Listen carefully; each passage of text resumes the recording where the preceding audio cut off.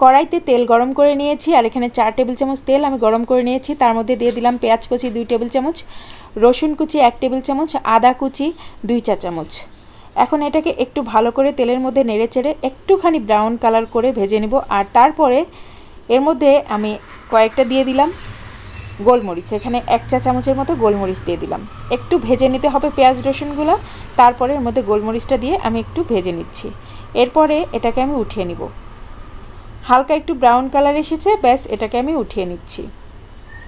এটাকে একেবারে খুব বেশি ব্রাউন কালার করা যাবে না, হালকা একটু ব্রাউন কালার আসলেই তুলে নিতে হবে। এর মধ্যেই ভেজে নিচ্ছি কয়েকটা ছোট ছোট টুকরো করে রাখা আলু।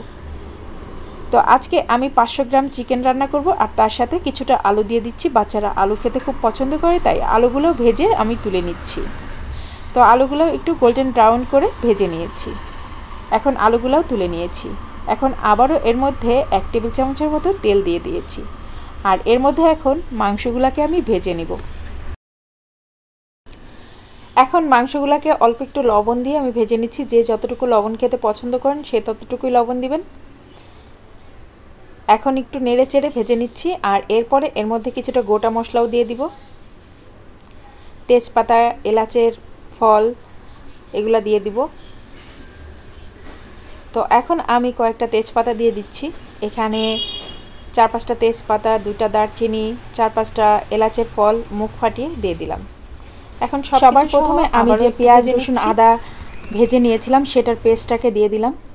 সেটা ভেজে নিয়ে আমি পেস্ট করে নিয়েছিলাম। আর দিয়ে দিলাম হলুদের গুঁড়া 1/2 চা চামচ, মরিচের গুঁড়া 1/2 চা চামচ, মরিচের গুঁড়াটা আপনারা আপনাদের পছন্দ মতো দিবেন, জিরার গুঁড়া 1/2 চা চামচ, ধনিয়ার গুঁড়া 1/2 চা চামচ, সব কিছু দিয়ে এখন কষিয়ে নিচ্ছি মাংসটাকে। তো এই মাংসটা রান্না কিন্তু ভীষণ টেস্টি হয়, ভীষণ টেস্টি হয়। যারা একদম পোলট্রি খেতে পছন্দ করেন না তারাও কিন্তু আঙ্গুল চেটে পুটে খাবেন, এতটাই টেস্টি। এবার ভাজা আলুগুলো দিয়ে দিলাম। আর রান্না করতে খুব বেশি সময় লাগে তা না, খুব কম সময়ের মধ্যে এই রান্নাটা হয়ে যায়। আর আমার বাচ্চারা ভীষণ পছন্দ করে এই চিকেনটা। চিকেন আইটেম তো বাচ্চারা এমনিতেই বেশি পছন্দ করে, তার মধ্যে এটা তো খুবই পছন্দ। তো ভাবলাম যে বাচ্চাদেরকে আজকে মজা করে এই চিকেনটা রান্না করে দিই।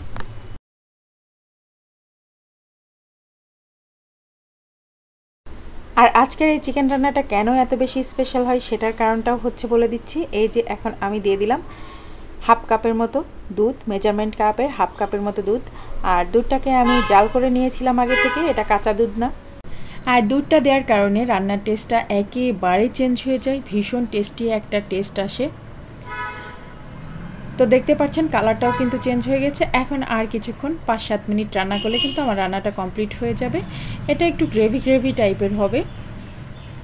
তো এখন আমি তেজপাতাগুলো সব উঠিয়ে নিচ্ছি, কারণ তেজপাতার যা ঘ্রাণ যাওয়া দরকার ছিল তা অলরেডি চলে গিয়েছে। তেজপাতা আর দারচিনিগুলোকে আমি উঠিয়ে ফেলে দিচ্ছি।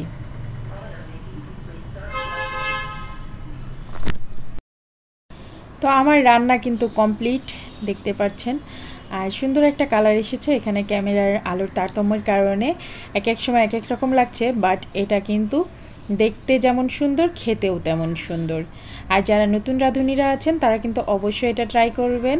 বাসার সবাই কিন্তু আপনার প্রশংসা করতে বাধ্য হবে। দেখতেই পাচ্ছেন কতটা সুন্দর কালার এসেছে আর এতটা টেস্টি এই চিকেনটা যে বলে বোঝাতে পারবো না।